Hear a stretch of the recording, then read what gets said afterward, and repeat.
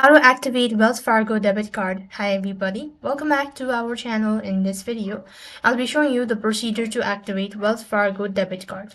To begin with, you want to first of all open your browser and then type in wellsfargo.com/goals-banking/me-easy slash active dash debit card or debit slash card. Don't worry about the link, I'll make sure to drop it on the description box below as well.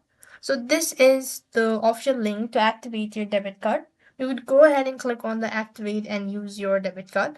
Or if you scroll down a bit, you could find a list of options available. So you could also scan the QR code with your mobile phone to activate your debit card. Right over here is a scanner or the QR code. And you could also activate your card online or through a Wells Fargo mobile app. You just have to log into your Wells Fargo account, navigate to the card sections, and click on activate and follow the on-screen prompt. If you prefer to activate your card by calling a Wells Fargo customer service, you could contact them at a toll-free number. And if you're on the go, you could activate your card at Wells Fargo ATM using the PIN, which may be mailed separately from your card. So this is how you'll be able to activate your Wells Fargo debit card. I hope the video was helpful.